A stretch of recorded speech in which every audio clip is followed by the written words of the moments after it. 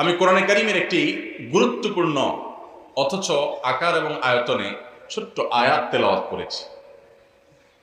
এই আয়াতকে সামনে রেখে আমি কিছু কথা বলতে চাই। আয়াতের পাশাপাশি নবী আলাইহিস সালামের অত্যন্ত মহামূল্যবান একটি হাদিস আপনাদের সামনে পেশ করেছি। এই আয়াত এবং হাদিসকে সামনে রেখে ইনশাআল্লাহ কিছু কথা আরজ করব। আল্লাহ তাআলা সে কথাগুলো অনুযায়ী আমাকে আপনাদের সবাইকে আমলের তৌফিক দান করুন। ভাইরা আমার, আমরা মাত্রই রমজান মাস শেষ করলাম। রমজান মাস শেষ হয়েছে, মাত্র কয়েকদিন অতিবাহিত হয়েছে। কিন্তু দুঃখজনক বিষয় হলো, রমজান মাস শেষ হতে না হতেই আমাদের মসজিদগুলো, বেশিরভাগ মসজিদগুলো আবারও মুসল্লি শূন্য হয়ে গেছে। ঠিক কিনা বলেন? রমজান মাস শেষ হতে না হতেই আমাদের অনেকের টুপি ভাঁজ হয়ে পকেটে ঢুকে গেছে। আগামী রমজানের আগ পর্যন্ত সেটা আর ভালোভাবে খুলবে না। রমজান মাস শেষ হতে না হতেই আমাদের অনেকের কোরআনে মাজিদগুলো আমরা বন্ধ করে ওইটাকে গিলাবদ্ধ করে বক্সে তুলে রেখে দিয়েছি। আবার হয়তো এক রমজানের আগে, আগামী রমজানের আগে আর হয়তো অনেকের খোলার তৌফিক নসিব হবে না। এই যে রমজান মাস চলে গেলে আমাদের মসজিদে যাওয়া বন্ধ হয়ে যায়, নামাজ পড়া বন্ধ হয়ে যায়, দান সাদকা কমে যায়, অন্য সব কিছু বন্ধ হয়ে যায়, এটা কোরআন এবং হাদিসের দৃষ্টিতে কতটা ভালো কাজ, বা এটা আদৌ ভালো কাজ কিনা, আমরা সে বিষয়টি আজকে একটু আলোচনা করার চেষ্টা করি। ভাইরা আমার, আমি যে আয়াত পড়েছি, আল্লাহ সুবহানাহু ওয়া তাআলা সেই আয়াতে বলেছেন, ওয়া'বুদ রাব্বাকা হাত্তা ইয়াতিয়াকাল ইয়াকিন। আমাদের প্রিয় নবী সাল্লাল্লাহু আলাইহি সাল্লামকে আল্লাহ তাআলা বলেছেন, আপনি আপনার রবের ইবাদত করুন। আপনি আপনার রবের ইবাদত করুন কতদিন পর্যন্ত? রমজান শেষ হওয়া পর্যন্ত। আল্লাহ বলেছেন হাত্তা ইয়াতিয়াকাল ইয়াকিন। আল ইয়াকিন আয়াল মউত। মৃত্যু আসার আগ পর্যন্ত আপনার রবের ইবাদত করতে থাকেন, করতে থাকেন, করতে থাকেন। এখানে কোনো প্রকার বিরতি চলবে না। ইবাদতে কোনো বিরতি আছে? যে নামাজ পড়ছেন, ঠিক আছে, এক সপ্তাহের জন্য ছুটি, নামাজ না পড়লেও চলবে, ঘুমান, সুযোগ আছে কোনো? আল্লাহ রাব্বুল আলামিন তার হাবিবকে, তার প্রিয় রাসূল সাল্লাল্লাহু আলাইহি সাল্লামকে বলছেন, আপনি আপনার রবের ইবাদত করতে থাকুন কতদিন পর্যন্ত? মৃত্যু আসার আগ পর্যন্ত। তাহলে ইবাদত, নামাজ কি শুধু রমজান পর্যন্ত না মরণ পর্যন্ত? তাহলে আমরা যারা রমজান মাস পর্যন্ত নামাজ পড়ছি, রমজানের পরে আর মসজিদে যাই না, তাহলে কি তারা এই আয়াতের উপর আমল করলাম না আয়াতের খেলাফ করলাম? ভাইরা আমার, আরবের একজন বড় আলেম, একজন বড় স্কলার, তিনি অত্যন্ত মূল্যবান একটি কথা বলেছেন। সেটা কি? সেই কথা হলো, ভাই কোত্থেকে আসছেন আপনি এখন বলেন? মোবাইল দিচ্ছেন, আবার এটা দিচ্ছেন, এগুলো তো খুবই ডিস্টার্বিং কথা। এতক্ষণ কোথায় ছিলেন আপনি? সাংবাদিক মানুষ দেখেই তো ওনারটা রাখলাম, না তো রাখতামই না। ঠিক আছে, সাংবাদিক তো আরো আগে আসা দরকার ভাই। এতক্ষণ সংবাদ কে দিবি? আপনি তো পরে আসছেন। আচ্ছা, ঠিক আছে, thank you so much, thank you, জাযাকাল্লাহ খাইর। জি ভাই, তো যেটা বলছিলাম, আল্লাহ রাব্বুল আলামিন আমাদেরকে যে ইবাদত করতে বলেছেন মৃত্যু পর্যন্ত, এই প্রসঙ্গে, এই যে রমজানে অনেকে ইবাদত করেন, রমজানের পরে আর মসজিদে যান না, নামাজ কালাম ছেড়ে দেন, এই প্রসঙ্গে আরবের একজন বড় আলেম, একজন বিখ্যাত স্কলার, তিনি মূল্যবান একটা কথা বলেছেন। কি কথা? তিনি বলেছেন, যারা রমজান মাসের পুজো করে, ইবাদত করে কাকে? রমজান মাসকে। খেয়াল করি আমরা, যারা ইবাদত করে কাকে? রমজান মাস এটা আল্লাহর একটা সৃষ্টি। দিন যেরকম সৃষ্টি, সপ্তাহ যেরকম সৃষ্টি, আপনি আমি যেরকম সৃষ্টি, রমজান মাসটাও আল্লাহর একটা সৃষ্টি। যদি কেউ রমজান মাসের ইবাদত করে, তাহলে তার তো রমজান পরে আর ইবাদত করার দরকার নাই, কারণ রমজান শেষ হয়ে গেছে, সে আর কার ইবাদত করবে? আর যে রমজানের সৃষ্টিকর্তার ইবাদত করে, আল্লাহ সুবহানাহু ওয়া তাআলার ইবাদত করে, তার ইবাদতের ধারা রমজান থাকলেও করবে, রমজান গেলেও চলবে। কারণ রমজান শেষ হয়েছে, কিন্তু রমজানের সৃষ্টিকর্তা তিনি শেষ হন নাই, তার নির্দেশ এখনো শেষ হয় নাই। এই জন্য ভাইরা আমার, মৌসুমী মুসল্লি, মৌসুমী ইবাদত গুজারের দাম আল্লাহর কাছে নাই। আল্লাহর কাছে দাম হলো সেই মুসল্লির, যে মুসল্লি শুধু সিজনাল মুসল্লি না, যে মুসল্লি শুধুমাত্র মৌসুমী মুসল্লি না, যে 12 মাসে মুসল্লি, যে আজীবনের মুসল্লি, যে আজীবনের ইবাদত গুজার, আল্লাহর কাছে তার মর্যাদা আছে। মৌসুমী মুসল্লির কোনো মর্যাদা। এই যে চেয়ারম্যান সাহেব আছেন এখানে, ওনাকে দিয়েই শুরু করি আজকে এক্সাম্পল। চেয়ারম্যান সাহেবের যারা সমর্থক, নির্বাচনের সময় যারা তার পক্ষে কাজ করেন, এই কর্মী সমর্থকদের মধ্যে দুই কিসিমের মানুষ আছে। কিছু মানুষ আছে দেখবেন নির্বাচনের সময়, কাজের সময় 12 মাস অন্যান্য সময় তাদের খোঁজ খবর নেই। সরকারি রিলিফ টিলিফ আসলে দেখবেন যে তারা চেয়ারম্যান সাহেবের অফিসের আশেপাশে গুড়গুড় করে, আছে না নেই? উদ্দেশ্য কিছু নিয়ে একটু পায়।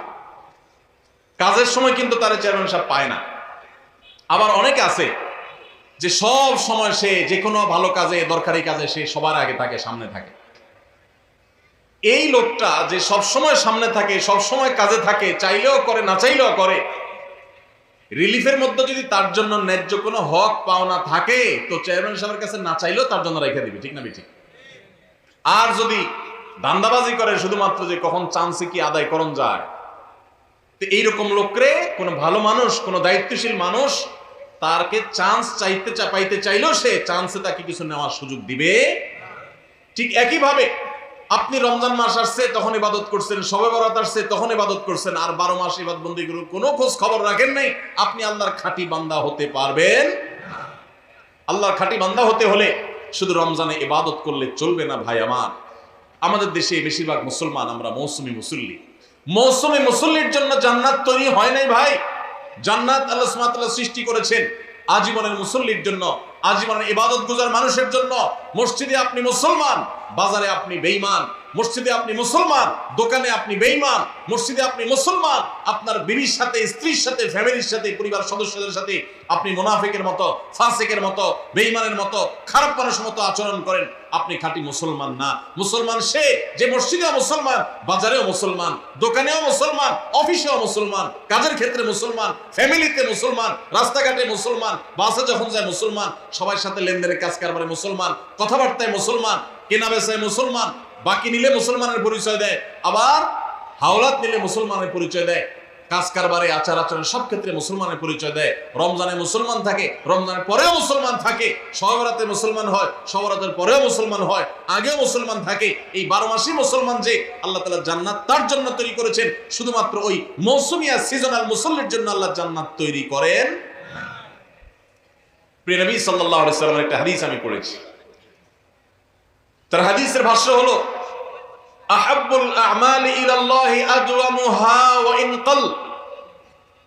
আল্লাহর কাছে সবচেয়ে প্রিয় আমল কোনটা জানেন ভাই?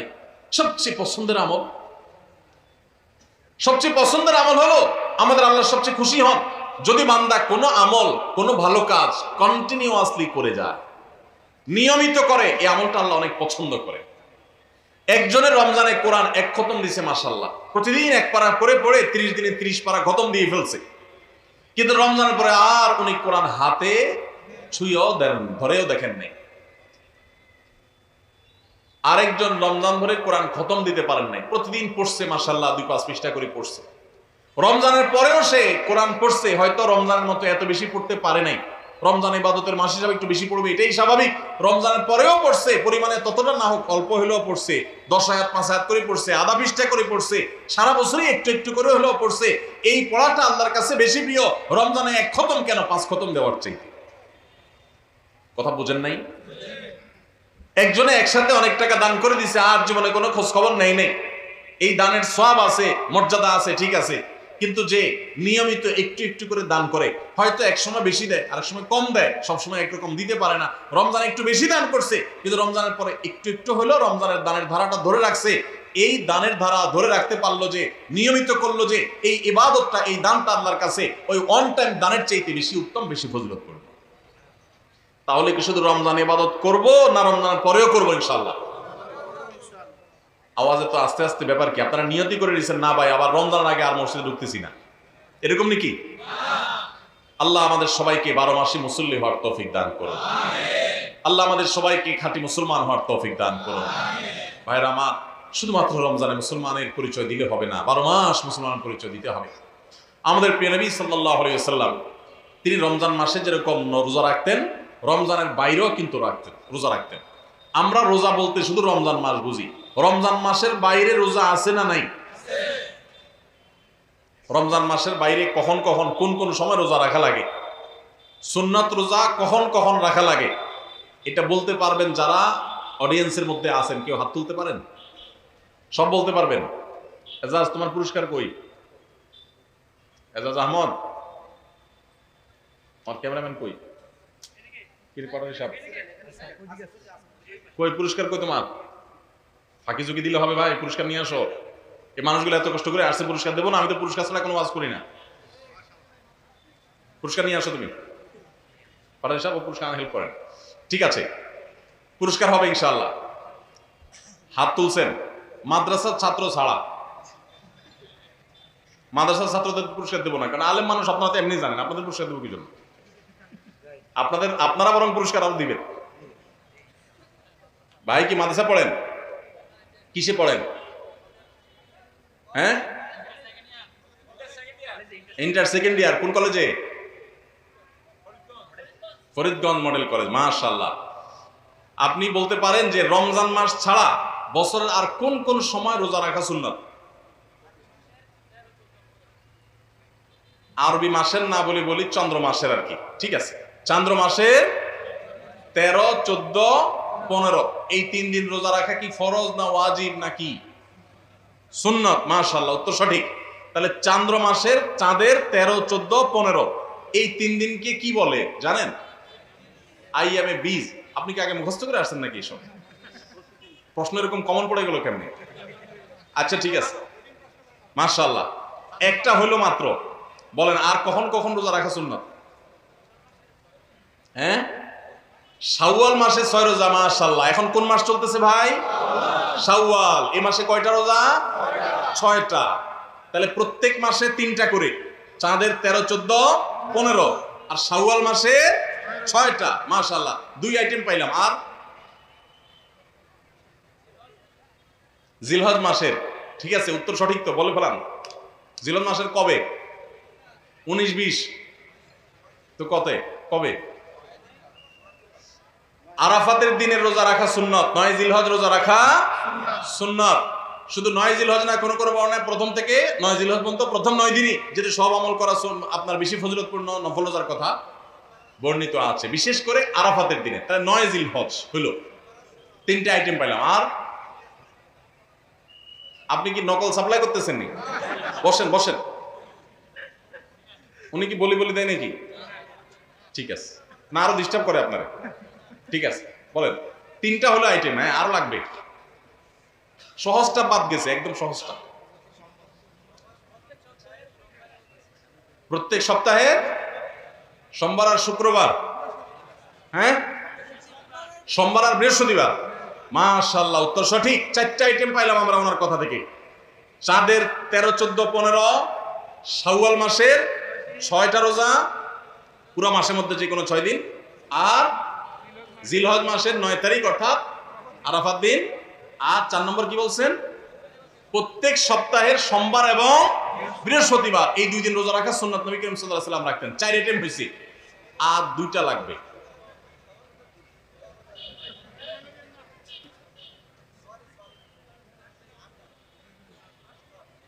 আপনারা তো বহিষ্কার করতে হবে।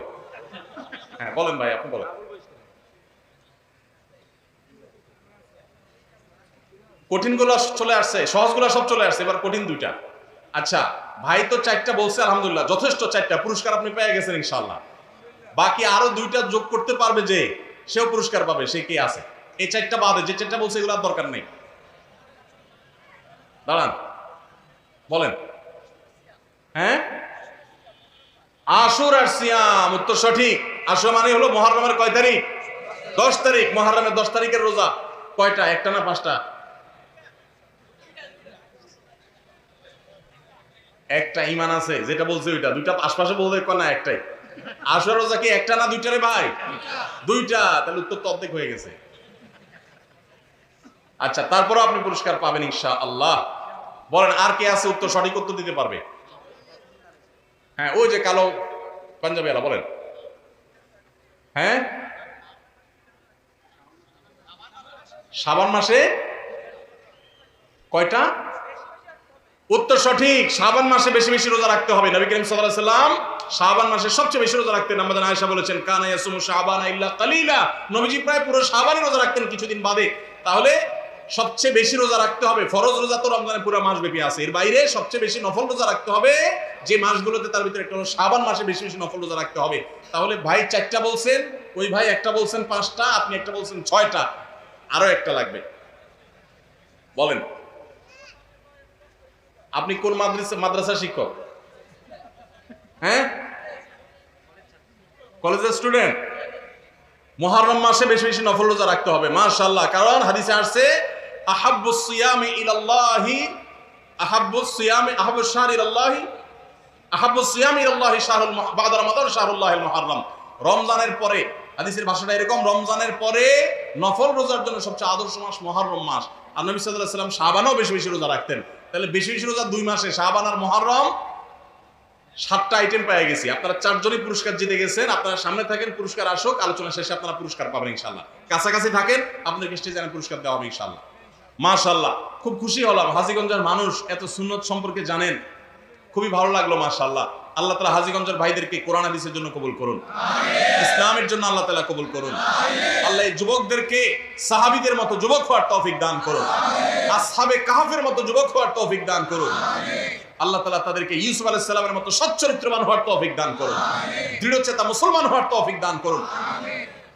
ভাইরা আমার, তাহলে রোজা শুধুমাত্র আমরা রমজান মাসে অনেকে রাখি, অথচ রমজানের পরে আমরা কত আইটেমের রোজা জানলাম আজকে? 7 আইটেমের রোজা। এগুলো আমি বলতে পারতাম, কিন্তু আপনাদেরকে দিয়ে বলানোতে লাভ হয়েছে কি, আপনাদের মনোযোগটা আর একটু বেশি পড়ছে না? যে মৌলভী সাহেব তো ওয়াজ করবেই, এই বেচারা সব তো মিস্টার সাহেব, এরা তো মৌলভী সাহেব না। মিস্টার সাহেবরাও মাশাআল্লাহ সুন্নাত রোজাগুলো জানে। আমার খুব ভালো লাগে যখন দেখি আমাদের কলেজের বন্ধুরা, আমাদের ইউনিভার্সিটি স্টুডেন্টরা, আমাদের সাধারণ শিক্ষিত ভাইয়েরা, তারা নফল রোজাগুলো রাখে, সুন্নত রোজাগুলো খুঁজে খুঁজে রাখে, আমার দিলটা ভরে যায়। এবং আমি মনে করি যারা মাদ্রাসার ছাত্র আছে, যারা এই রোজাগুলো রাখতে পারেন না, মাদ্রাসার ছাত্রও রাখেন, আলেমুল আমরা তো রাখেনি আলহামদুলিল্লাহ, যারা রাখতে পারেন না তাদের জন্য একটা প্রেরণা যে তারা সাধারণ শিক্ষিত মানুষ হয়ে নবীজির সুন্নতগুলো খুঁটে খুঁটে আমল করে, তাহলে আমাদের আরো কত বেশি রাখা দরকার। আমরা সবাই চেষ্টা করবো না ইনশাআল্লাহ? তাহলে রমজান মাস ছাড়া আরো 7 প্রকারের নফল রোজা বা সুন্নত রোজা আছে। কয় প্রকারের? 7 প্রকারের। আমরা এই 7 প্রকারের নফল রোজা আবার এক নজরে জানার চেষ্টা করি। ভাইরা তো বিচ্ছিন্নভাবে বলেছেন, আমি একটু এক নজরে বলে দিই।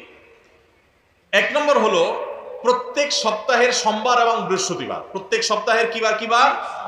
সোম এবং বৃহস্পতি। এই 2 দিন রোজা রাখা সুন্নাত। আমাদের নবীজি এই 2 দিন রোজা রাখতেন। এই 2 দিন প্রিয় নবী সাল্লাল্লাহু আলাইহি ওয়াসাল্লাম কি করতেন? এই 2 দিন রোজা রাখার একটা বিশেষ কারণ হলো বান্দার সমস্ত আমলের কাজকর্মের হিসাব, রিপোর্ট আল্লাহর কাছে প্রাত্যহিক রিপোর্ট দেওয়া হয়। সারা রাতেরটা সকালে, সারা দিনেরটা সন্ধ্যায় ফেরেশতারা আল্লাহর কাছে জমা দেন, আর সারা সপ্তাহেরটা এই দিনে জমা হয়। এই জন্য নবী সাল্লাল্লাহু আলাইহি ওয়াসাল্লাম এই সময় নফল রোজা রাখাটা পছন্দ করতেন। বিশেষ করে সোমবারের দিনটা আবার নবী সাল্লাল্লাহু আলাইহি ওয়াসাল্লামের জন্মের দিন ছিল, সেই জন্য তিনি সেই দিনে নফল রোজা রাখতেন। তার অনুকরণে আমরাও নফল রোজা রাখি। তাহলে 1 প্রকারের পেলাম নফল রোজা বা সুন্নত রোজা। সুন্নত রোজা একটা পেলাম, সেটা হলো প্রত্যেক সপ্তাহের সোম এবং বৃহস্পতি। নাম্বার 2, প্রত্যেক চান্দ্র মাসের, প্রত্যেক চাঁদের মাসের 13, 14, 15, এটাকে আইএমএ 20 বলে। অর্থাৎ চাঁদ যখন আলোকিত থাকে, পরিপূর্ণ থাকে, ওই সময়ের রোজা 13, 14, 15 এই দিনগুলো রোজা রাখাও সুন্নাত। নবী করিম সাল্লাল্লাহু আলাইহি সাল্লাম এই দিনগুলোতে রোজা রাখার জন্য তার প্রিয় সাহাবী আবু হুরায়রা, আবু যর গিফারি রাদিয়াল্লাহু তাআলা আনহুমা এবং আরো সাহাবীদেরকে স্পেশালি বিশেষভাবে ডেকে ডেকে ওসিয়ত করেছেন যে আমি চলে গেলেও দুনিয়া থেকে এই আইয়ামে 20 এর রোজা তোমরা কখনো ছাড়বা না। ভাইরা আমার, ঘরে ঘরে এখন ব্ল্যাক ম্যাজিকের সমস্যা, কালো জাদুর সমস্যা, দুষ্ট জিনের উপদ্রব, নানা রকম সমস্যা আমাদের ঘরে ঘরে ধরা পড়ে। এগুলো থেকে বাঁচার জন্য নিজস্ব সেফটি সিস্টেমের মধ্যে 2টা সেফটি সিস্টেম যদি আপনি মেইনটেইন করেন, ইনশাআল্লাহ আল্লাহ আপনাকে হেফাজত রাখবে। এর একটা হলো রাসূলুল্লাহ সাল্লাল্লাহু আলাইহি সাল্লামের সকাল এবং সন্ধ্যায় যে দোয়াগুলো তিনি পড়তেন, ওইগুলো আপনি নিয়মিত পড়বেন। এই সম্পর্কে আমাদের ছোট্ট একটা চটি বই আছে, রাসূলুল্লাহ সাল্লাল্লাহু আলাইহি সাল্লামের সকাল সন্ধ্যার দোয়া ও জিকির, রকমারিতে বিভিন্ন অনলাইন শপে পাবেন। আবার আমাদের ওয়েবসাইটে গেলে ফ্রি, আপনি সেটা ডাউনলোড করে পড়তেও পারবেন এই সকাল সন্ধ্যার দোয়াগুলো পড়লে। আর দ্বিতীয় হলো চন্দ্র মাসে 13, 14, 15 এই দিনগুলো যদি কেউ নফল রোজা রাখে, আল্লাহ তাআলা এই ব্যক্তিকে এমন বেশি সেভ করেন, নিরাপদে রাখেন, কোন ব্ল্যাক ম্যাজিকে, কোন ম্যাজিশিয়ানের, কোন জাদুকরের, কোন কুফরি কালামে তার কোনো ক্ষতি করতে পারে না। আল্লাহ তাকে হেফাজত রাখে। তাহলে আইয়ামে 20 রোজা রাখবো তো ইনশাআল্লাহ। দুই আইটেম পাইলাম, সোমবার বৃহস্পতিবার আর চাঁদের 13, 14, 15। নাম্বার 3, তৃতীয় নম্বর হলো আশুরার রোজা। মুহররমের 10 তারিখ তার সাথে 9 তারিখ যোগ করে রাখবেন, 2টা রোজা। আর 9 তারিখ কোনো কারণে রাখতে না পারলে তাহলে 10 আর 11, 10 কমন, তার সাথে 9 অথবা 11 মিলায় 9 রাখতে পারলে বেশি উত্তম। কারণ নবী সাল্লাল্লাহু আলাইহি সাল্লাম তার জীবনের শেষ বছর যখন আশুরা রোজা রাখছেন, তিনি বলেছেন যদি আগামী বছর আমি বেঁচে থাকি লাসুমান্নাত তাসিআ ওয়াল আশির, তাহলে মুহররমের 9 আর 10 আমি রোজা রাখবো। এইজন্য উলামা ইকরাম বলেছেন 9 আর 10 রাখাটা বেশি উত্তম। তাহলে আশুরার 2টা রোজা রাখা 3 নম্বর আইটেম হলো সোম বৃহস্পতিবার, চাঁদের 13, 14, 15 আর মুহররমের 9, 10 অথবা 10, 11। তাহলে কয় পদ হলো? 3টা। 4 নম্বর হলো জিলহজের 9 তারিখ অর্থাৎ আরাফাত দিনের রোজা। এই দিনের রোজার মাধ্যমে আল্লাহ রাব্বুল আলামিন মানুষকে 1 বছরের পেছনের গুনাহ খাতা মাফ করে দেন, 1 বছর অগ্রিম আল্লাহ সুবহানাহু ওয়া তাআলা মাফ করে দেন। তাহলে এই যে আশুরার রোজা, এর পাশাপাশি আরাফাত দিনের রোজা অর্থাৎ 9 জিলহজ, সেটা আরেকটা আইটেম হলো। তাহলে 4টা হয়ে গেল, আশুরার রোজা, আরাফাতের রোজা, আবার চাঁদের 13, 14, 15 আর সোম বৃহস্পতিবার, 4টা হয়ে গেল। এরপরে আসেন আরেকটা নফল রোজার জন্য গুরুত্বপূর্ণ আইটেম হলো, গুরুত্বপূর্ণ নফল বা সুন্নাত রোজার সময় হলো আমাদের প্রিয় নবী সাল্লাল্লাহু আলাইহি সাল্লাম সবচেয়ে বেশি নফল রোজা রাখতেন যে মাসে, সেটা হলো শাবান মাস। কোন মাস? শাবান মাস, রমজানের আগের মাসটা। তাহলে সে মাসে আমরা বেশি বেশি নফল রোজা রাখবো। কয় নম্বর হলো? 5 নম্বর। 6 নম্বর হলো মুহররম মাসেও নবী সাল্লাল্লাহু আলাইহি সাল্লাম বেশি নফল রোজা রাখতেন, হিজরি বর্ষের প্রথম মাস মুহররম, 6 নম্বর হলো। আর 7 নম্বর হলো যেই মাসটা এখন চলছে শাওয়াল মাস, এই শাওয়াল মাসে কয়টা রোজা রাখা সুন্নাত? 6টা রোজা। তাহলে মোট 7 পদ পাইলাম আমরা। সোমবার বৃহস্পতিবার, চাঁদের 13, 14, 15, মুহররমের 10 এবং 10-এর সাথে মিলায় 9 অথবা 11, 2টা রোজা। আরাফাতের দিন অর্থাৎ জিলহজের 9 তারিখের রোজা, 4টা গেল নি। আর শাবান মাসে বেশি বেশি রোজা, মুহররম মাসে বেশি বেশি রোজা, কয়টা হলো? 6টা। আর 7 নম্বর হলো শাওয়ালে 6টা রোজা। এই নফল রোজাগুলো, সুন্নত রোজাগুলো রাখবো তো ইনশাআল্লাহ। এখন আর রোজা রাখার ব্যাপারে বেশি ওয়াজ না করলেও চলে। ওয়াজ ছাড়াই মানুষ রাখে। কেন রাখে? কারণ ডাক্তাররা আজকাল আমাদেরকে ফজিলত শুনাই দিছে যে সুস্থ থাকতে হলে রোজা রাখার কোনো বিকল্প নাই। আমাদের শরীরে আল্লাহ তাআলা যে পরিমাণ মেদ, চর্বি এগুলো জমে যায়, যে পরিমাণ আল্লাহ তাআলা পাওয়ার দিয়ে রেখেছেন, আমরা যদি রোজা রাখি তাহলে সেগুলো গলে গলে গলে অতিরিক্ত মেদ চর্বিগুলো কমে যায়, মানুষ সুস্থ হয়। রোজা রাখার কারণে মানুষ শারীরিকভাবে সুস্থতা অনুভব করে। যে যত বেশি রোজা রাখে সে শারীরিকভাবে তত ফিটনেস তার হয়, তার সুস্থতা তত বেশি সে ফিল করে, অনুভব করে। এক সময় মানুষ মনে করতো যে রোজা রাখলে বোধহয় মানুষের ক্ষতি হয়, রোজা রাখাতে মানুষের ক্ষতি হয় না, লাভ হয়। মানুষ খেয়ে অসুস্থ হয়, না খেয়ে অসুস্থ হওয়ার চাইতে খেয়ে অসুস্থ হওয়ার পরিমাণ বেশি। খাবার কন্ট্রোল করতে বলে ইসলামের জন্য, নিয়ন্ত্রণহীন কবজি ডুবায়া 2 হাতে 4 হাতে খাইতে ইসলাম বলে না। এই জন্য ভাই রমজানের রোজার পাশাপাশি নফল রোজাগুলো আমরা রাখার চেষ্টা করবো তো ইনশাআল্লাহ। আল্লাহ আমাদের সবাইকে আমলের তৌফিক দান করুন। ভাইরা আমার, মাশাআল্লাহ, তাহলে আমরা রমজান মাসের যে রোজা রাখি, এটা শুধু রমজান মাসেই রাখবো নাকি বছরের বিভিন্ন সময় আর রাখতে হবে? সেই জিনিসটা আমরা আজকে জানলাম কি জানলাম না। এখন দায়িত্ব হলো আমল করা। কে কে নিয়ত করছেন আমল করার? নিয়ত করছেন কে কে? বুঝি হাত তুলছেন না অযথায় হাত তুলছেন? আল্লাহ আমাদের সবাইকে আমলের তৌফিক দান করুন। আল্লাহ আমাদের সৎ সাহস দান করুন, বলুন আমিন। ভাইরা আমার, রোজা রাখতে মনে হয় অনেক কষ্টের, মোটেই কষ্টের না ভাই। সামান্য একটু হয়তো প্রথম একটু 2-4 দিন কষ্ট হবে। আপনি যখন অভ্যাস হয়ে যাবে, যারা নিয়মিত নফল রোজা রাখে, চাঁদের 13, 14, 15 সোম বৃহস্পতিবার, জিজ্ঞেস করে দেখেন কোনো কষ্ট অনুভব হয় না তাদের, বরং আরো ভালো অনুভব করেন, ভালো ফিল করেন তারা। তাহলে ইমানদার নিজের খাদ্য চাহিদা এগুলোকে সে নিয়ন্ত্রণ করতে শিখবে। চেষ্টা করবো না আমরা সবাই ইনশাআল্লাহ।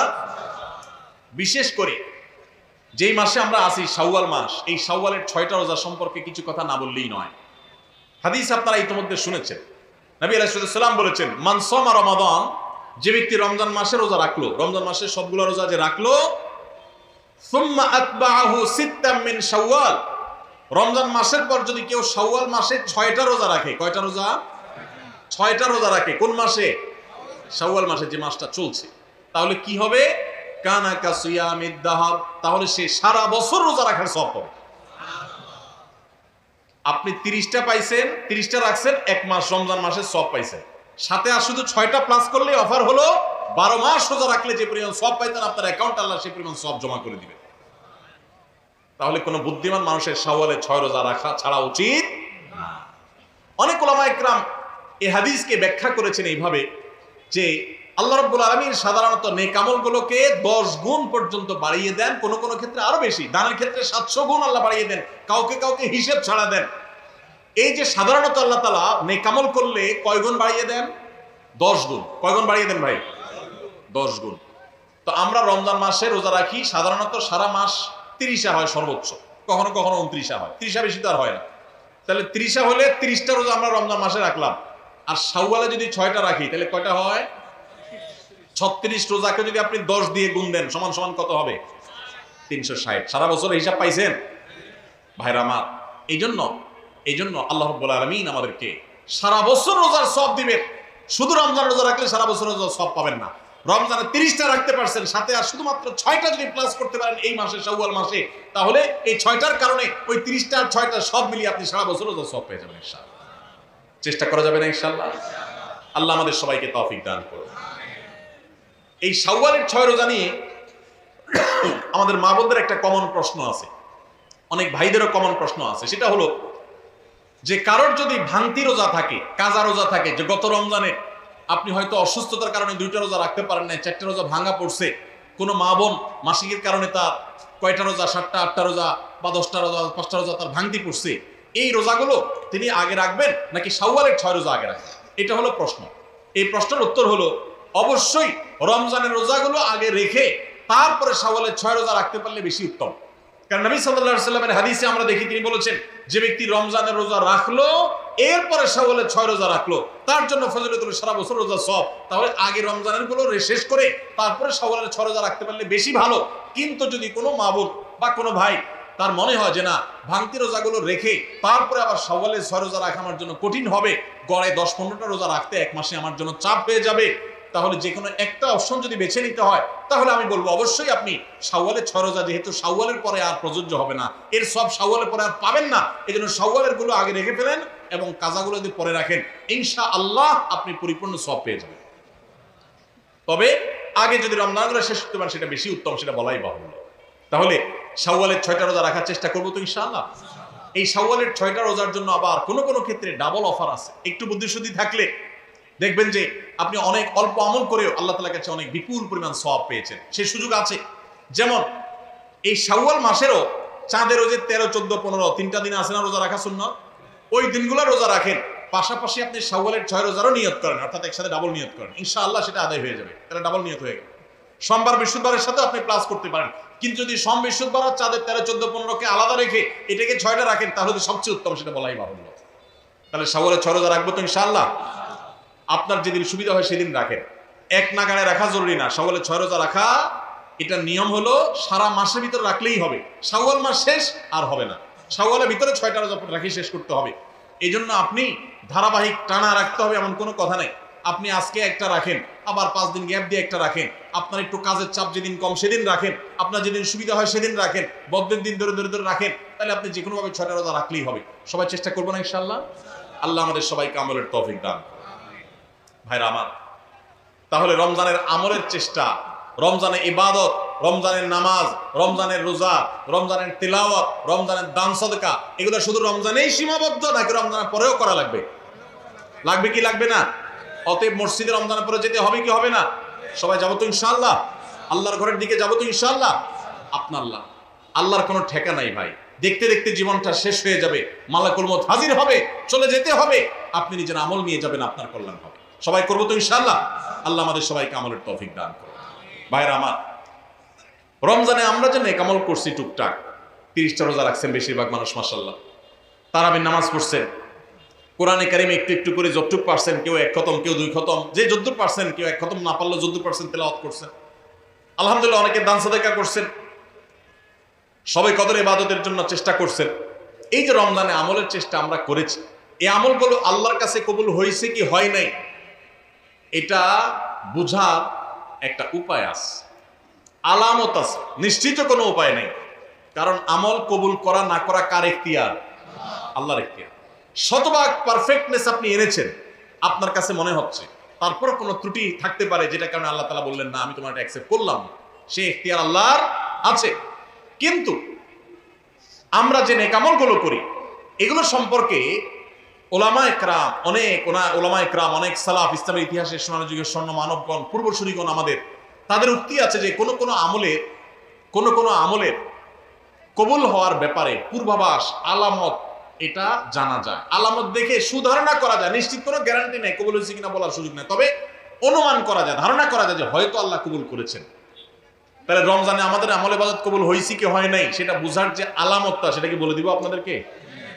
তাহলে একটু মাপে নিলেন যে আপনার আমলটা কবুল হলো কি হলো না, চেষ্টা করলেন, উৎসাহিত হলেন, অনুপ্রাণিত হলেন। বলবো আমি সেটা ভাইরা আমার, সেটা হলো, সে আলামতটা হলো রমজানে যে আমলগুলো করেছেন, শুধু রমজানের জন্য এটা কথা না, সারা বছরের জন্যই প্রযোজ্য। কোনো আমল করার পর সে আমলটা যদি আপনি ধারাবাহিকভাবে করতে পারেন, কন্টিনিউয়াসলি করতে পারেন, বারবার করতে পারেন, একাধিকবার করতে পারেন, ওইটার ধারা যদি ধরে রাখতে পারেন, তাহলে আপনি আল্লাহর ব্যাপারে সুধারণা করতে পারেন আল্লাহ আপনার আগেরটা কবুল করেছেন, এই জন্য পরে আবার করার তৌফিক দিয়েছে।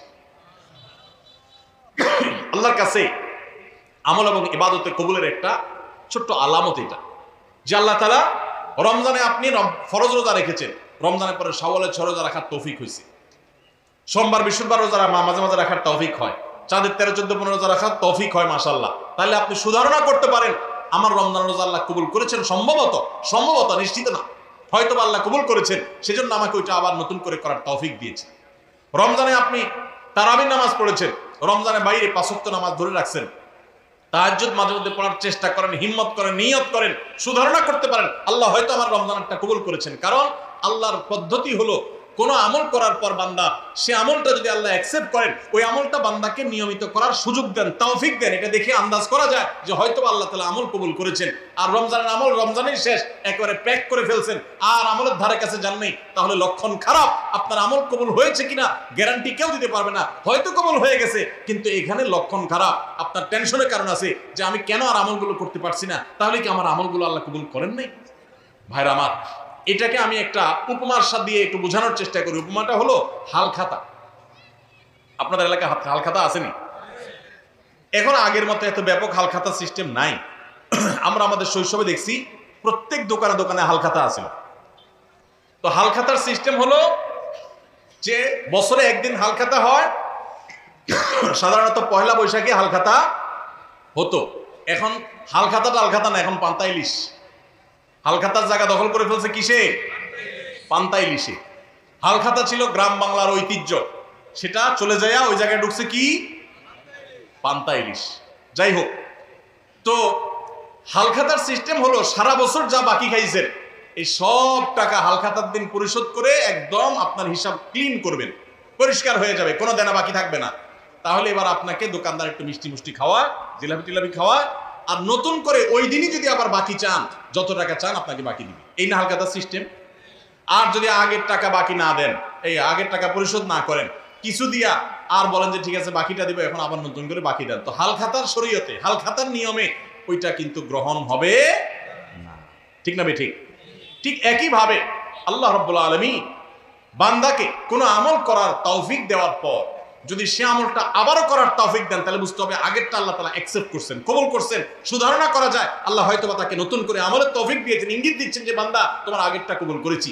এই জন্য ভাইরা, রমজানের কোরআন তেলাওয়াত রমজানের মতো এত বেশি পারেন না, 1 পারা পারেন না, 2 পারা পারেন না, আধা পৃষ্ঠা পড়েন, 1 পৃষ্ঠা পড়েন, এই যে নিয়মিত পড়তেছেন, এটা যদি চেষ্টা করেন আর ধরে রাখতে পারেন, তাহলে সুধারণা করতে পারেন হয়তো আপনার রমজানের আমল, রমজানের তেলাওয়াত আল্লাহ কবুল করেছে।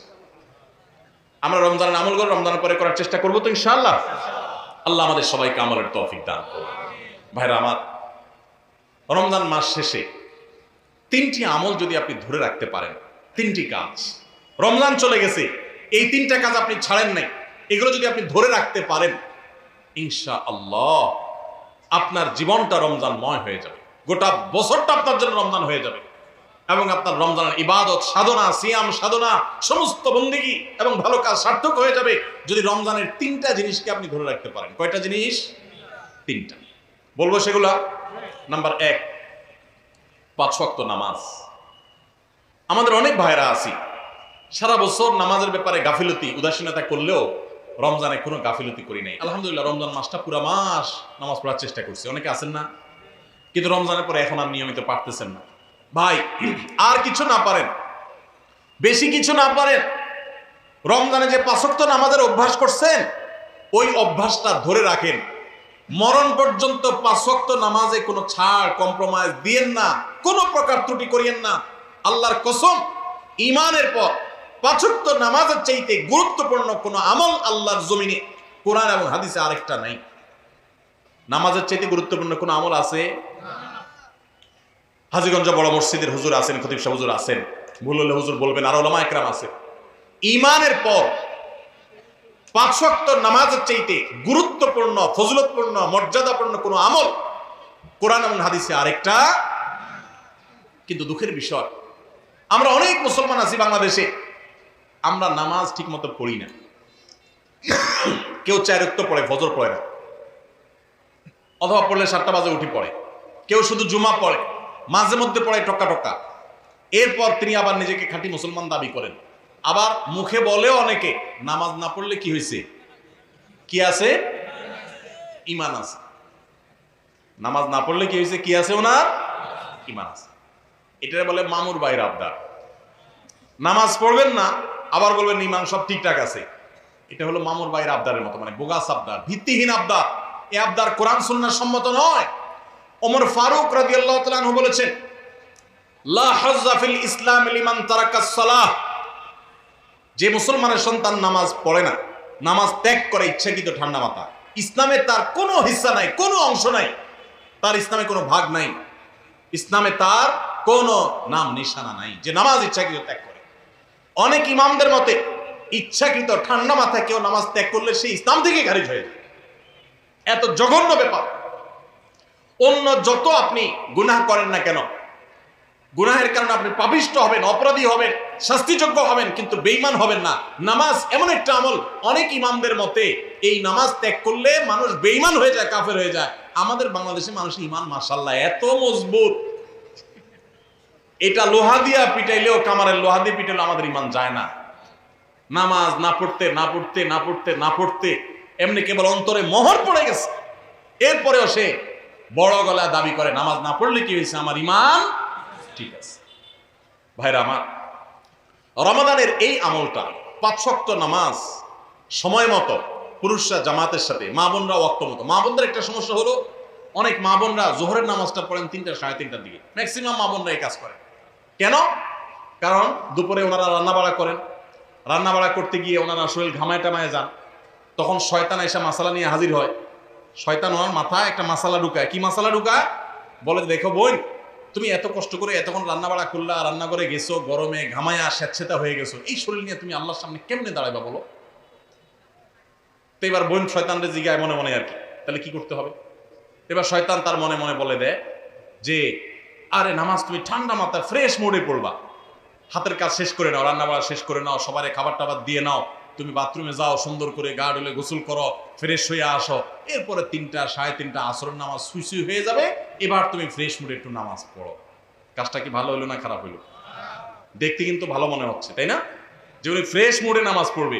টাইম যদি পার হয়ে যায় তো এই ফ্রেশ মুডের 2 পয়সার কোনো মূল্য। আল্লাহ বলেছেন, ইন্নাস সালাতা কানাত আলাল মুমিনিনা কিতাবা মাওকুতা। নামাজ ইমানদার জন্য নির্দিষ্ট সময় পড়াটা ফরজ করা হয়েছে। এজন্য মা বোনরা সময় হওয়ার পর দেরি না করে, অনেক মা বোনরা মসজিদে আজানের অপেক্ষা থাকে, বলে মসজিদে পুরুষরা নামাজ না পড়লে মহিলারা বাসায় নামাজ পড়া যাবে না। না ভাই, পুরুষদের উপর ইসলাম এত ঝুলায় রাখে নাই মা বোনদেরকে। আরে মা বোনদেরকে যে পাওয়ার ইসলাম দিয়েছে, পৃথিবীর নারীবাদীদের 14 গোষ্ঠীর জন্মের বহু আগে ইসলাম নারীদেরকে আকাশে তুলে রেখেছে। এরা এগুলো চিন্তাও করতে পারবে না, এত মর্যাদা দিয়েছে। উমরা যাবেন, পুরুষ হয়েছেন তো জোরে জোরে তলবিয়া পড়া লাগবে, রোজা আছেন আর গায়ে রোজা আছেন, কোনো মাফ নাই, ছাড় নাই। আর মহিলা হলে আস্তে আস্তে পড়বে, রিল্যাক্স মুড, কোনো টেনশন নেই, কি আরাম, চিন্তা করে। পুরুষ হয়েছেন 5 ওয়াক্ত মসজিদে দৌড়ায় যায়, জামাতের সাথে নামাজ পড়তে হবে, আর জামাতের সাথে নামাজ না পড়ে অবহেলা করে বাসায় নামাজ পড়ছেন তো খবর আছে, আযাব আছে, আপনি ওয়াজিব তরক করেছেন, গুনাহগার। আর মা বোন মসজিদে যাওয়ার ডিউটি নেই, বাসা পড়লেই পুরুষদের সমান সওয়াব পাবে। ভাই, একটা একটা করে আমি দেখাই, অন্তত 10-20টা আমল আমি দেখাতে পারবো যে পুরুষদেরকে আল্লাহ এবং তার রাসূল কষ্ট করে করতে বলেছেন। একই কাজ মহিলাদের বিনা কষ্টে আরামসে রিল্যাক্স মোডে করতে বলেছেন, সব সমান, কোন কোন ক্ষেত্রে আরো বেশি। নবী সাল্লাল্লাহু আলাইহি ওয়াসাল্লাম বলেছেন, ওয়া বুয়ুতুহুন্না খায়রুল লাহুন্না। নবীজির মসজিদে এসে পুরুষরা নামাজ পড়ে যে সওয়াব পাবে, যেই মহিলা নবী সাল্লাল্লাহু আলাইহি ওয়াসাল্লামের পিছনে নামাজ পড়তে চেয়েছেন তিনি বলেছেন তুমি তোমার বাসায় পড়লে সওয়াব আরো বেশি হবে।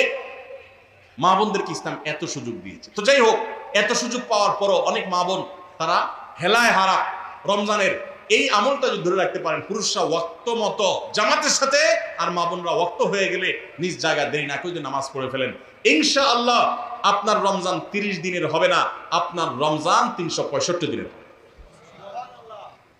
সবাই 5 ওয়াক্ত নামাজ ঠিকমতো পড়বো তো ইনশাআল্লাহ। যার 5 ওয়াক্ত নামাজ যত সুন্দর, সে তত আপার ক্লাসের মুসলমান, তার তাকওয়া তত স্ট্রং, তত মজবুত। যার নামাজ যত সুন্দর। নামাজ কিভাবে সুন্দর হয়? ধীরে সুস্থে পড়লে, সময় মতো পড়লে, মনোযোগ নিয়ে পড়লে, খুশুর সাথে পড়লে, সুন্দর কেরাত দিয়ে পড়লে, শুদ্ধ করে পড়লে, ভালোভাবে পড়লে, আস্তে আস্তে রুকু, আস্তে আস্তে সিজদা। সবকিছুতে গতি ভালো না ভাই। মোবাইল নেটে গতি ভালো, নামাজের মধ্যে গতি ভালো না। নামাজের গতি যত কম হবে, যত স্লো হবে, যত আস্তে আস্তে হবে, যত ধীরে ধীরে হবে, তত নামাজের মর্যাদা আল্লাহর কাছে বেশি হবে। আপনার মসজিদে যে মুসল্লি সবচেয়ে বেশি সময় নিয়ে নামাজ পড়ে, আপনি বুঝবেন এই লোকটা সবচেয়ে আপার ক্লাসের মুসলমান। নামাজের ক্ষেত্রে অন্তত, তার অন্য ক্ষেত্রে ত্রুটি থাকলে সে অবশ্যই দোষী হতে পারে, বাট নামাজটা তার সবচেয়ে সুন্দর, কারণ সে নামাজে সবচেয়ে বেশি সময় নিচ্ছে। এই জন্য সময় নিয়ে ধীরে ধীরে সুন্দর করে নামাজ পড়বো তো ইনশাআল্লাহ। রমজানে যারা নামাজ পড়ছেন ভাই, মরণ পর্যন্ত নামাজ পড়বেন।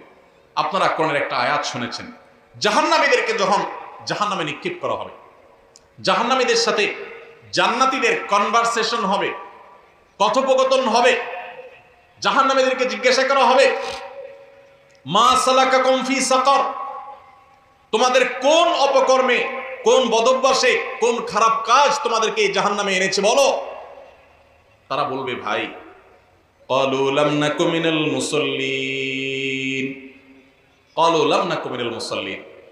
জাহান্নামীরা বলবে, আমাদের যেই অপকর্মে, যেই পাপের কারণে আজ জাহান্নামে আসতে হয়েছে, সে পাপ হলো যে আমরা মুসল্লি ছিলাম না দুনিয়াতে, 5 ওয়াক্ত নামাজ ঠিক মতো পড়তাম না।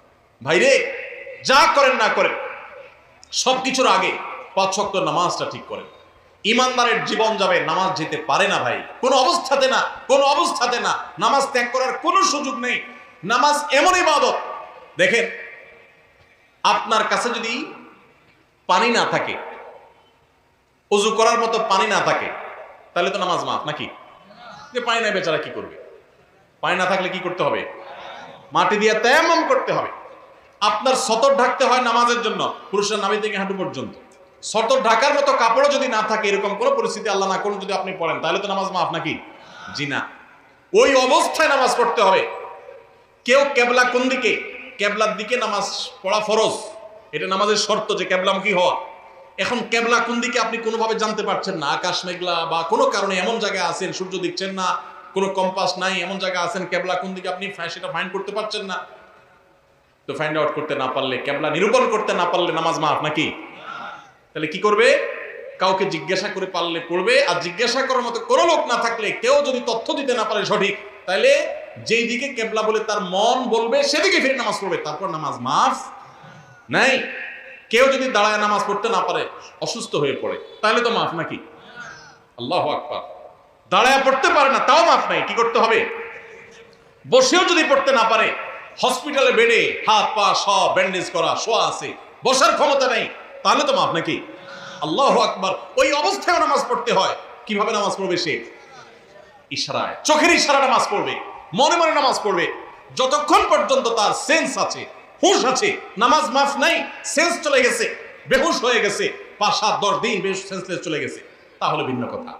সেন্স নাই, তার আর নামাজ নাই। কিন্তু যতক্ষণ পর্যন্ত সেন্স আছে, ততক্ষণ পর্যন্ত নামাজ আছে। এই জন্য ভাই, নামাজ ত্যাগ করবেন না।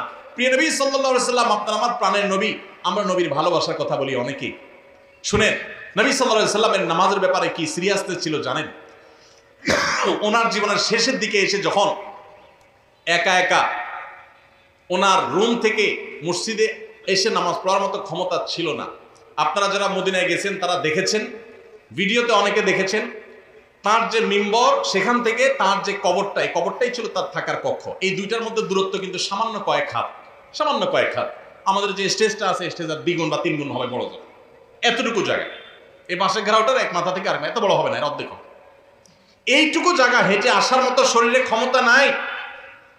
তখন পর্যন্ত প্রিয় নবী সাল্লাল্লাহু আলাইহি সাল্লাম তার এক হাত আলী রাদিয়াল্লাহু তাআলা আনহুর কাঁধে, আরেক হাত আব্বাস রাদিয়াল্লাহু তাআলা আনহুর কাঁধে দিয়ে দুই সাহাবীর কাঁধে দুইটা হাত দিয়ে পুরা শরীরের ভার তাদের উপরে ছেড়ে দিয়ে দুইটা পা মোবারক মাটিতে রেখে দাঁড়াবেন সেই শক্তি ছিল না মৃত্যুর আগ মুহূর্তে। পাগুলোকে মাটির সাথে টানতে টানতে রুম থেকে মিম্বার পর্যন্ত এসেছেন এবং নামাজ পড়াবেন ইমামতি করে সেই শক্তি নাই। আবু বকরকে নির্দেশ করেছেন আপনি নামাজ পড়ান, আমি নামাজের ইমামতি করার শক্তি নাই।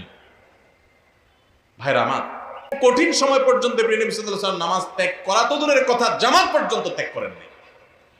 ওমর রাদিয়াল্লাহু তাআলার কথা আপনারা শুনেছেন, ফজরের নামাজের ইমামতি করতেছিলেন। ওই সময় ফিরোজ আল-লুলু নামে একজন অগ্নি পূজক, ইসলামের দুশমন, খঞ্জর লুকিয়ে এনেছিল কাপড়ের মধ্যে।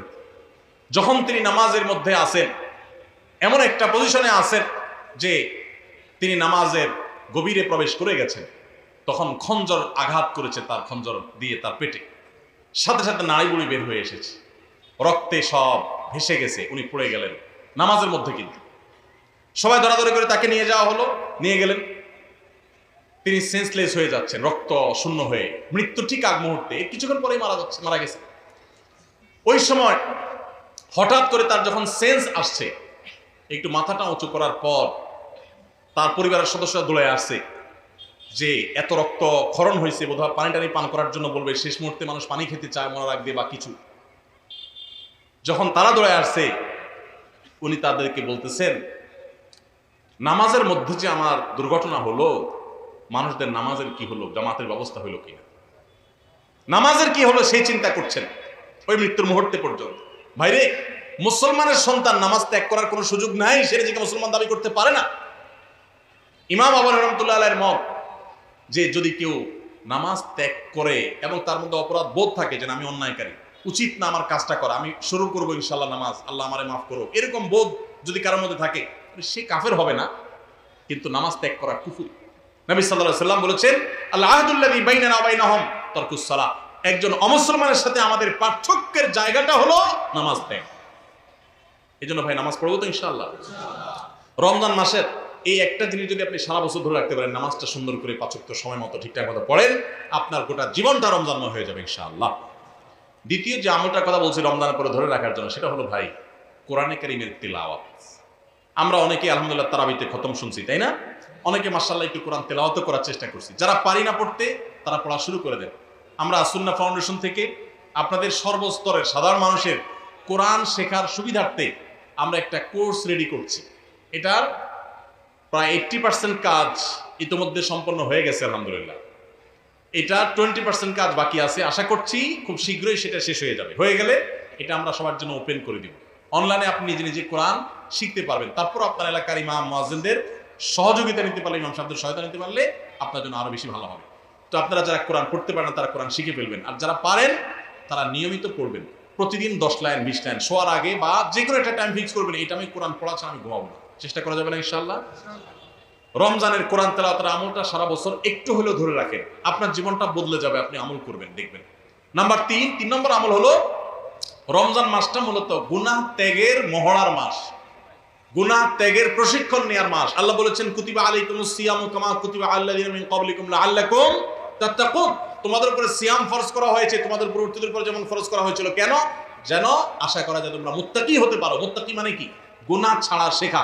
পৃথিবীতে যত অপরাধ হয়, দুনিয়াতে যত পাপের কাজ হয়, এই সমস্ত অপরাধ, সমস্ত পাপের কাজ সাধারণত 2 কারণে হয়। এক হলো খুন্নি বৃত্তির কারণে হয়, আর একটা হলো যৌন বৃত্তির কারণে হয়।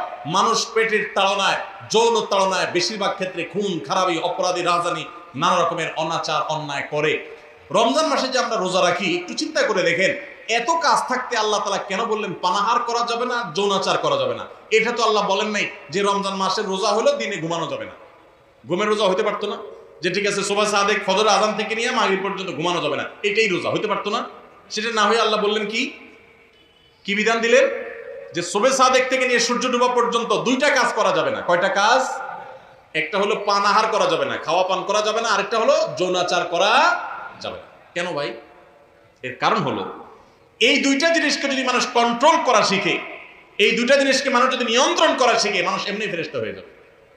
সমাজে কোনো অন্যায় থাকবে না, কোনো অপরাধ থাকবে না, অপরাধ প্রবণতা থাকবে না।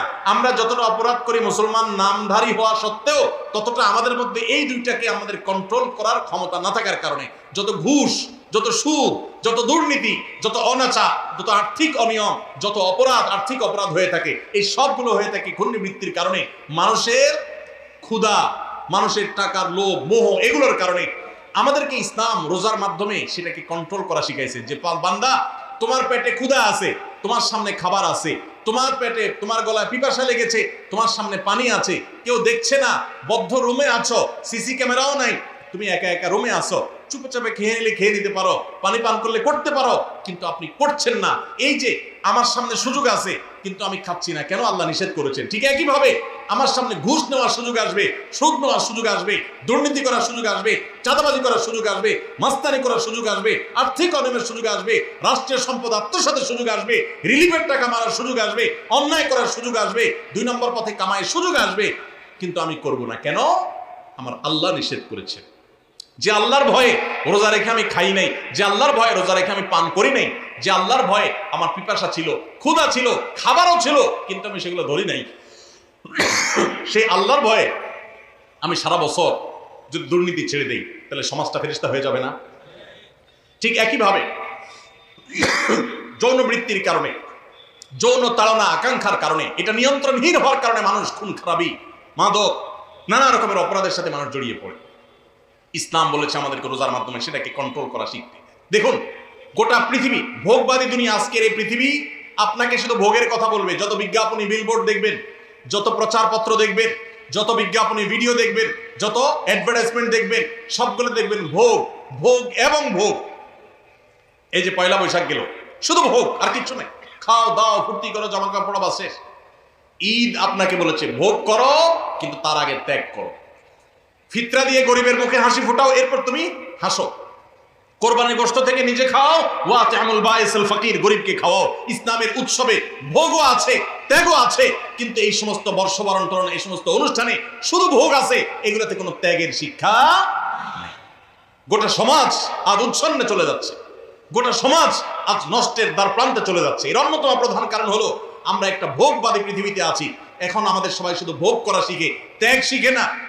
এখন সেই যুবক সমাজে পাওয়া যায় না যেই যুবক সে তার সিটটা একজন বয়োজ্যেষ্ঠ মানুষের জন্য স্যাক্রিফাইস করে পাবলিক পরিবহনে উঠে। সেই যুবক পাওয়া যায় না যেই যুবক একজন মুরব্বী মানুষকে দেখে রেসপেক্ট করে রাস্তার পাশে দাঁড়িয়ে শ্রদ্ধা ভরে তাকে সালাম নিবেদন করে।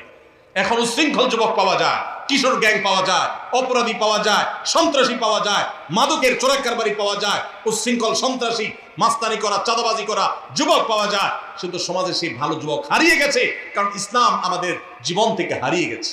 রমজানের রোজা আমাদেরকে এই বার্তা দিয়েছে যে তোমার খাদ্যের চাহিদাকে, তোমার টাকার লোভকে, তোমার অর্থের মোহকে, তোমার যৌন আকাঙ্ক্ষাকে, এগুলো তুমি কন্ট্রোল করো। রোজা রাখার মাধ্যমে শেখো যে এই টাইমের মধ্যে তুমি করবা না, মনে চাইলেও, সুযোগ থাকলেও তুমি করবা না। তোমার সামগ্রিক জীবনে যখনই কোনো অন্যায়ের হাতছানি আসবে, অপরাধের হাতছানি আসবে, অপরাধের সুযোগ তৈরি হবে, দুর্নীতি করার সুযোগ তৈরি হবে, তোমার কোনো গুনাহের কাজ করার সুযোগ তৈরি হবে, মনেও চাইবে, কিন্তু তুমি করবে না। কেন? কারণ আল্লাহ নিষেধ করেছেন, কেউ দেখছে না, আল্লাহ দেখছেন। আল্লাহর ভয়ে তুমি নিয়ন্ত্রণ করবে। এই নিয়ন্ত্রণটাই রোজা মাস আমাদেরকে শিক্ষা দেয়। রমজান মাস চলে গেছে, আর কিছু করতে না পারেন, রমজানের এই শিক্ষাটা যদি আপনি ধরে রাখতে পারেন, সারা বছর জুড়ে আপনার অফিসে যখন দুর্নীতি করার সুযোগ আসে, তখন যদি আপনার মনে হয় আমি তো রোজা রেখে খাই নাই, পান করি নাই, আল্লাহর ভয়ে, কেউ দেখে নাই, তারপরেও করি নাই, তাহলে এখন যে আমি 2 নম্বরই করবো, আল্লাহ কি দেখছেন না? আল্লাহ কি এটা নিষেধ করেন নেই যে আল্লাহ রোজা রেখে আমাকে হালাল খানা খেতে নিষেধ করেছেন, হালাল পানীয় পান করতে নিষেধ করেছেন? সেটাকে যদি আমি এত গুরুত্বের সাথে মেনে থাকি, তাহলে এখন হারাম ঘুষ কিভাবে আমি নিতে পারি, হারাম দুর্নীতি কিভাবে আমি করতে পারি, চাঁদা কিভাবে আমি নিতে পারি? আমার তো আল্লাহর ভয় হওয়া উচিত। আল্লাহর সামনে দাঁড়াতে হবে, আল্লাহর সামনে কাপন পড়ে যেতে হবে, সব রেখে চলে যেতে হবে। এই ভয় যদি আপনার মধ্যে কাজ করে, এটা যদি জাগ্রত হয়, আল্লাহর কসম আপনি আল্লাহর ব্যাপারে সুধারণা করতে পারেন, আপনার রোজা সাকসেস, আপনার রমজান সফল, আপনার রমজান আল্লাহর ইবাদত বন্দেগী, আল্লাহ যেগুলো করেছেন সেগুলো আল্লাহ কবুল করেছেন, এটা আপনি ধারণা করতে পারেন। যদি রমজান যাওয়ার পরে আপনার অপরাধ করার সময় মনে পড়ে আমি না রোজা রেখে পানাহার করি নাই আল্লাহর ভয়ে, তাহলে এখন এই অন্যায়গুলো করা যাবে না। কার ভয়ে? আল্লাহর ভয়ে। তাহলে 3 নম্বর আমল হলো, রমজান চলে গেছে কিন্তু রমজানের শিক্ষাটা রয়ে গেছে। শিক্ষাটা কি?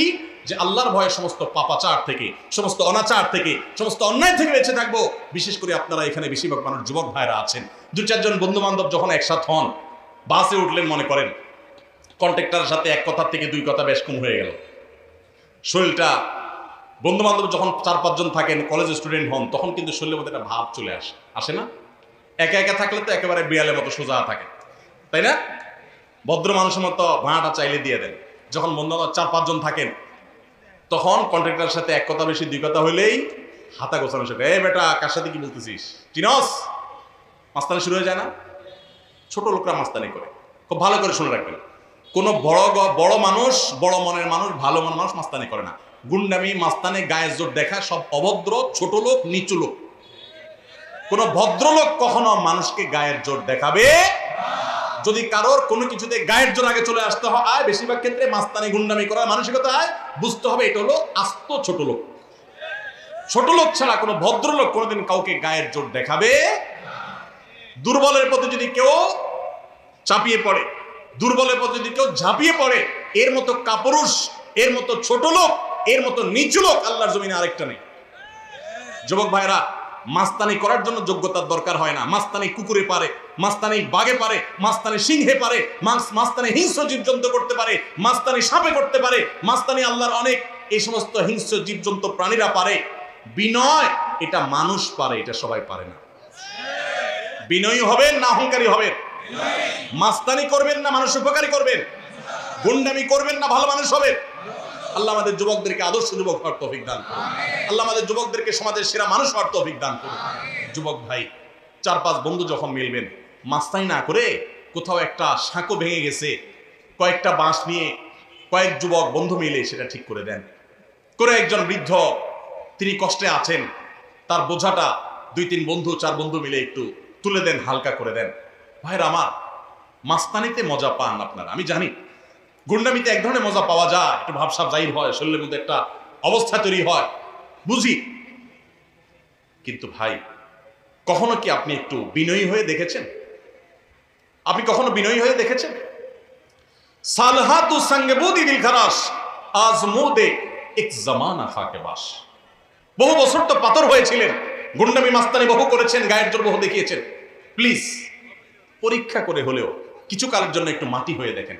আল্লাহর কসম, গুন্ডামি করে যে মানসিক শান্তি পান, আপনি মাটি হয়ে বিনয়ী হয়ে মানুষের উপকারী হতে পারলে তার চেয়ে বেশি শান্তি পাবেন। মানসিক শান্তি, সুখ পাবেন, সুখ, ভালো লাগে কাজ করুন। সবাই বিনয়ী হবে তো ইনশাআল্লাহ। চায়ের দোকানে যুবক যদি একা একা বসে, তো মেসিয়ার, টি বয়, চায়ের দোকানের কর্মচারী ওই লোকটাকে ভদ্রলোকের মতো বলে, ভাই একটা চা হবে, বা চাচা একটা চা দিবেন। আর বন্ধু বান্ধব যখন 4-5 জন থাকে, আড্ডা ফাড্ডা মারে, শরীরে একটু ভাবসাব আসে, তখন আপনার একবারে বেশি 2বার বলা লাগে, তো দেখান যায় টোন চেঞ্জ হয়ে যায়। এই তোমার কাছে চা চাইছিলাম না, কানে শোনো না? মানুষ মনে হয় না নাকি? থাপ্পড় শুরু টেবিলে। ছোট লোক। কি লোক? ছোট লোক। ভালো করে বলেন, কি লোক? গুন্ডামি করে কি লোকে? মাস্তানি করে কারা? গায়ের জোর দেখায় কারা? কোন ভদ্রলোক এগুলো করে? ভদ্রলোক হবেন না ছোট লোক হবেন? মানুষের মধ্যে পশুত্ব আছে, পশুত্ব। রমজান মাসে আমাদের এই পশুত্বকে নিয়ন্ত্রণ করতে শিখায়। নিয়ন্ত্রণ, খাইতে চায়, খাই, খানাও আছে কিন্তু খাওয়া যাবে না। এই যে পশুত্ব, কন্ট্রোলের জন্য শিখাচ্ছে। আমার চাইলেই সবকিছু করবো না, আমি নিষেধ সেটা আমি করবো না। এই জন্য পশুত্ব কন্ট্রোল যদি করতে পারেন, রমজান চলে গেছে কিন্তু রমজানের শিক্ষাটা যদি আপনার মাথায় চলে আসে, আপনি একটা অন্যায় কাজ যদি ছাড়তে পারেন রমজানের শিক্ষা থেকে শিক্ষা অর্জন করে, তাহলে ইনশাআল্লাহ রমজান আপনার সার্থক। তাহলে 3টা আমল বলছিলাম ভাই, ধরে রাখেন। নাম্বার 1, রমজান মাস চলে গেছে, 5 ওয়াক্ত নামাজ ছাড়বেন না ভাই, কখনো না। জীবন চলে যাবে, নামাজ ছাড়বেন না, চেষ্টা করা যাবে না ইনশাআল্লাহ। 2 নম্বর হলো, রমজান চলে গেছে, রমজানে কোরআন তেলাওয়াতটা ধরে রাখবেন, হোক সেটা পরিমাণে অল্প অল্প করে পড়েন। আর 3 নম্বর হলো যে রমজান মাস চলে গেছে, রমজানের সবচেয়ে বড় এবং প্রধান শিক্ষা হলো সকল গুনাহ পাপের কাজ ছাড়া সকল অন্যায়, সকল পাপাচার ছেড়ে দিবেন। রমজানের শিক্ষা এটা। ওইটা যদি আপনি একটু ধরে রাখার চেষ্টা করেন, সব ছাড়তে না পারেন, কিছু কিছু গুনাহ যদি ছাড়তে পারেন, কিছু কিছু বদভ্যাস যদি ছাড়তে পারেন, ইনশাআল্লাহ আপনার রমজান শুধু 1 মাসের হবে না, আপনার 12 মাস রমজান হয়ে যাবে, আপনার জীবনটা রমজানময় হয়ে যাবে। চেষ্টা করা যাবে না ইনশাআল্লাহ? ও আরশে আজিমের মালিক, আপনি আমাদের সবাইকে তৌফিক দান করেন, আমাদের সবাইকে মুত্তাকি বানায় দেন, মুত্তাকিদের ইমাম বানায় দেন, মুখলেস নিষ্ঠাবান মানুষ বানায় দেন, নামাজ কায়েমকারী বানায় দেন, সুন্দরভাবে সালাত আদায়কারী বানায় দেন। আল্লাহ কোরআন তেলাওয়াতকারী বানিয়ে দেন, আমাদের অন্তরগুলোকে বিগলিত করে দেন, আমাদেরকে ভালো মানুষ বানায় দেন, ভালো মুসলমান বানায় দেন, নেককার বানায় দেন, মুত্তাকি বানায় দেন, গুনাহ বর্জনকারী বানায় দেন। আল্লাহ, গুনাহ করার স্বাদ আমরা পেয়েছি, আমাদেরকে গুনাহ ছাড়ার স্বাদটা আস্বাদন করার তৌফিক দান করুন। সবাই চেষ্টা করবো না ইনশাআল্লাহ? আল্লাহ আমাদের সবাইকে তৌফিক দান করুন। জাযাকুমুল্লাহু খাইরা ওয়া আখিরু দাওয়ানা আলহামদুলিল্লাহি রাব্বিল আলামিন।